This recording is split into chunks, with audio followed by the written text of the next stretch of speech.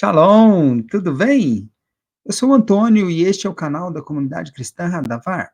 E nós estamos aqui para mais um pequeno estudo sobre a palavra de Deus. Amém? Vamos orar. Pai, nós agradecemos essa oportunidade de ouro que temos de nos reunirmos e estudar a tua palavra. E rogamos, Senhor Deus, que o teu Espírito esteja conosco, mostrando o real significado da tua vontade para todos nós, nas Escrituras. Louvado seja o teu santo nome. Nós agradecemos e rogamos em nome de Jesus. Amém. Maravilha! Hoje nós vamos falar, vou apresentar aqui, compartilhar a tela. Hoje nós vamos falar sobre o terceiro mandamento.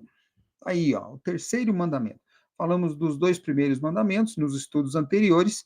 Hoje nós vamos falar sobre o terceiro mandamento, que está aí no livro de Êxodo. Nós estamos focando aqui o livro de Êxodo, né? Quando da ocasião em que Deus passou para Moisés os mandamentos. Então nós estamos focando ali Êxodo capítulo 20, hoje o versículo 7, o terceiro mandamento. Não tomarás o nome do Senhor teu Deus em vão, porque o Senhor não terá por inocente o que tomar o seu nome em vão. Cuidado, hein? Não tome o nome do Senhor teu Deus em vão. É isso, esse é o terceiro mandamento. Vamos abordar ali 3 pontos, essa primeira parte do versículo, né? Não tomarás o nome do Senhor teu Deus em vão, essa é a primeira parte. A segunda parte deixa bem claro que o Senhor não vai tomar por inocente. Então, tomou o mandamento, né? Tomou o nome do Senhor em vão, não será inocente. Essa é a questão.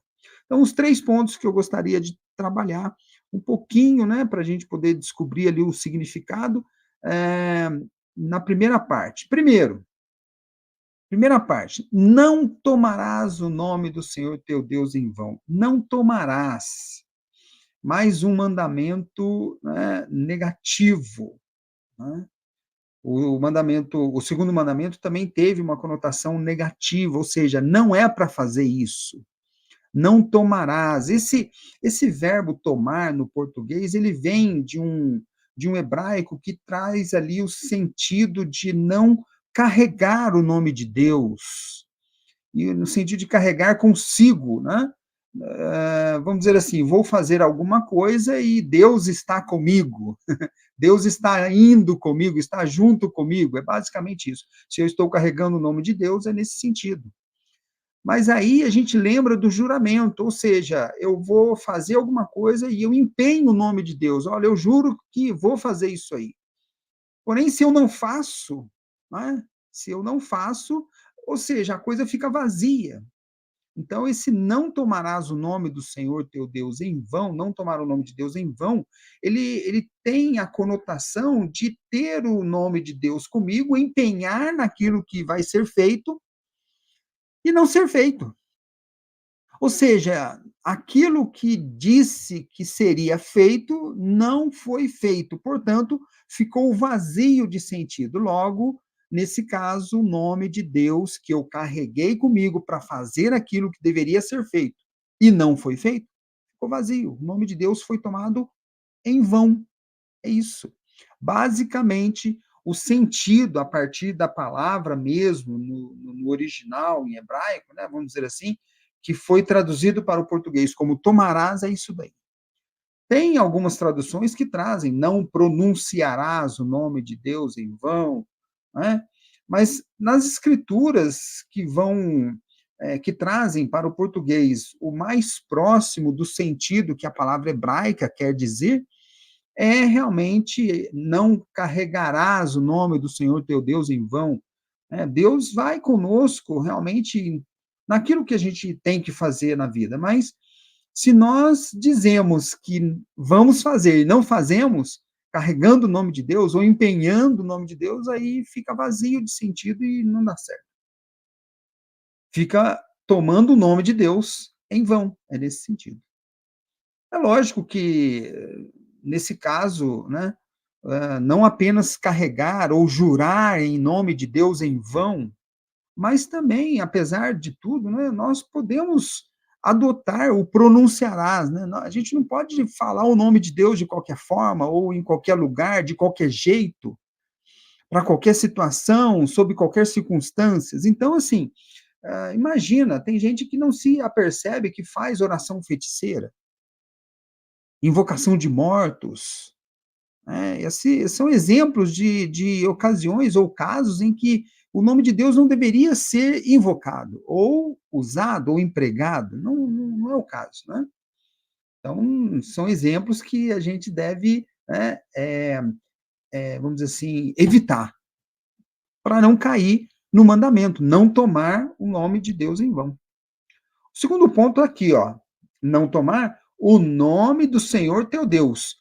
Tanto no primeiro quanto no segundo, e aqui repetindo, no terceiro mandamento, Deus deixa bem claro. No primeiro mandamento ele já falou: Eu sou o Senhor teu Deus. Então, este que é o Criador dos céus e da terra, já falamos sobre isso, o Senhor, o Criador dos céus e da terra, ele é o nosso Deus. E ele tem um nome. A palavra Deus em si não é um nome, é um substantivo próprio que hoje designa o Criador dos céus e da terra, o Eterno, o Senhor, o nosso Deus, designa. Mas, em verdade, não é o nome dele. Deus não é nome, é um substantivo próprio, merece o respeito, a reverência, porém, não é o nome dele. A Bíblia traz o nome de Deus, que na realidade é traduzido para o português com a palavra Deus ou com a palavra Senhor.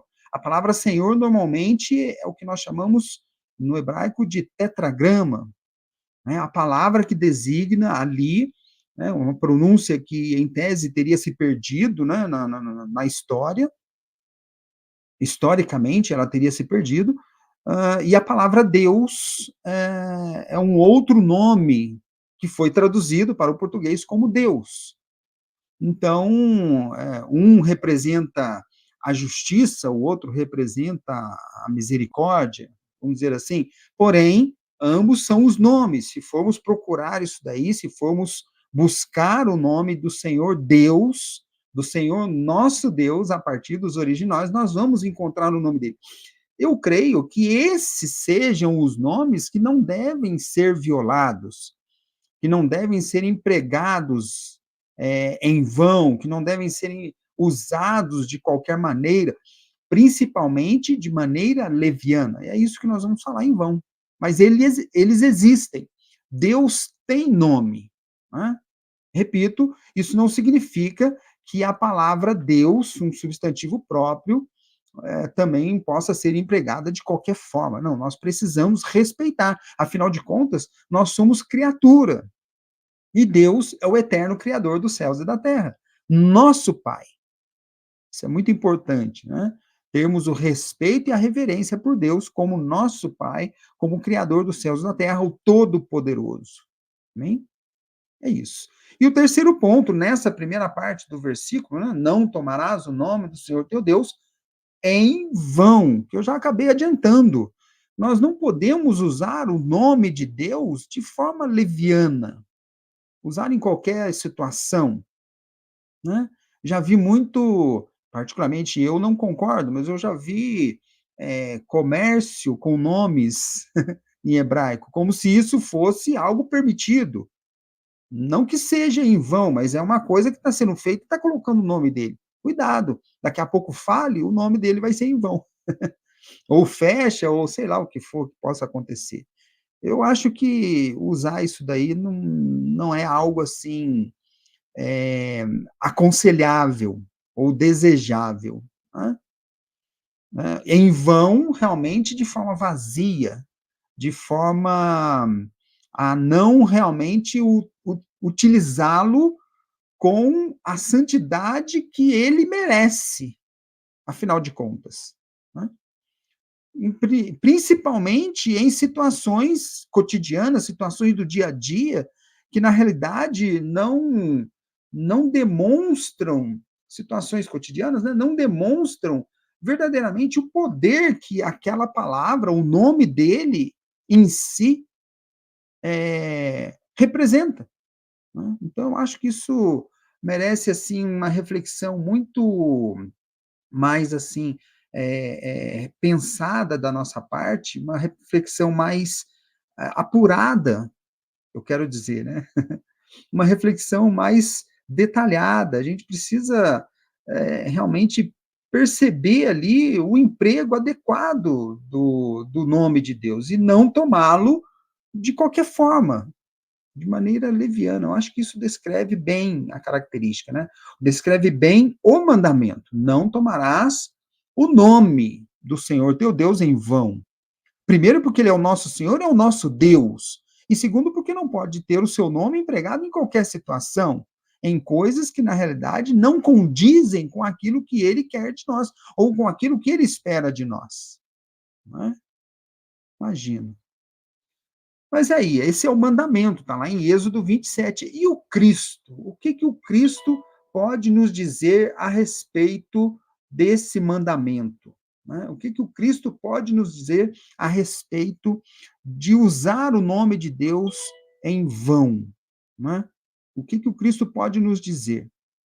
O Cristo, ele vem, em algumas ocasiões, ele não vai dizer exatamente o mandamento em si, mas ele vai empregar o princípio que o mandamento traz para nos ensinar mais até como empregar corretamente. Em Mateus capítulo 6, versículo 9, por exemplo, o Cristo nos ensina, né? Portanto, vós orareis assim: Pai nosso que estás nos céus, santificado seja o teu nome. Olha o Cristo falando. Ele nos deixa bem claro que o nome de Deus seja santificado. Olha que coisa maravilhosa. Ao mesmo tempo maravilhosa, mas que exige de nós uma responsabilidade. Porque isso nos traz a seguinte pergunta: aquilo que eu devo santificar, eu vou usar em qualquer lugar? Eu vou usar de qualquer jeito? Eu vou falar a todo momento, de qualquer hora, em qualquer lugar, para qualquer situação? Não é? Porque ele é santificado. Em Gênesis 2, versículo 3, Deus também santifica o Shabat. O Shabat também é santificado nesse mesmo nível.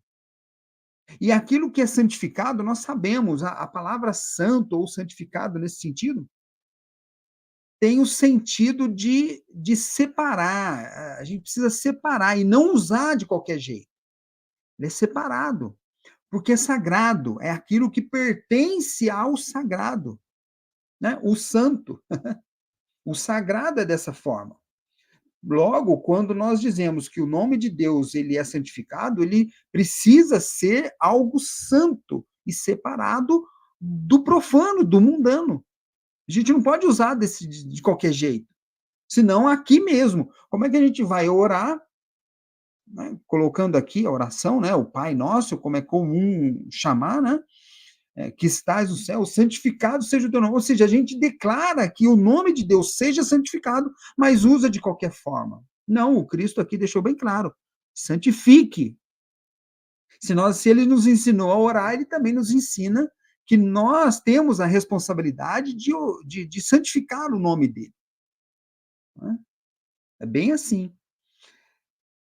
E qualquer coisa que a gente venha fazer ou empregar o nome de Deus em vão, não estaríamos, obviamente, santificando o nome dele. E aí a gente cai pro lado ali da blasfêmia, né? Da, do abuso ou da ofensa ao nome de Deus. E isso aí é um pecado, e grave. Né? Então, tá aí, ó. Santificado seja o teu nome. O Cristo nos ensinou a falar isso, a declarar isso daí ao próprio Deus. Portanto, nós precisamos santificar o nome de Deus e não empregá-lo em vão, não tomá-lo em vão. Uma outra ocasião, em João 17,6, ele fala, numa oração maravilhosa que o Cristo faz, né? por todos nós, ele fala assim, no versículo 6, eu revelei o teu nome àqueles que do mundo me deste. Eles eram teus, tu os confiaste a mim, e eles têm obedecido a tua palavra. Presta atenção que coisa. Eu revelei o teu nome. Os estudiosos dizem que o nome de Deus não era pronunciado em Israel, no dia a dia. Né? Quem pronunciava o nome de Deus corretamente era o sumo sacerdote, quando ele entrava no Santo dos Santos, no, no templo ou no tabernáculo, né? Antes, no único dia do ano, no dia de Yom Kippur. Ele entrava 4 vezes lá, pelo menos dá a entender que seria isso. Mas lá ele pronunciaria o nome de Deus. Mas as pessoas não. Historicamente, a própria pronúncia do nome de Deus acabou se perdendo, porque somente o sacerdote pronunciava e depois que o templo foi destruído, e aí, como é que ficou? Né?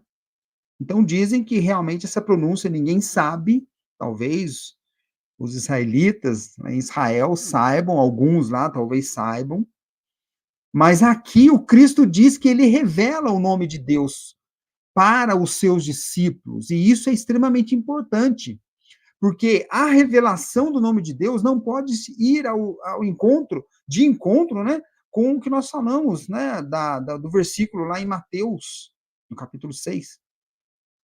Porque o nome de Deus deve ser santificado. Então, Cristo revela, e aqui a revelação do nome de Deus traz também a revelação do caráter de Deus, das obras de Deus, da ação de Deus sobre o mundo, sobre nossas vidas. E nós não podemos, ao mesmo tempo que temos a revelação do nome de Deus, não podemos empregá-lo em vão e tampouco não santificá-lo. Pelo contrário, né? É isso. Deixa eu fechar aqui.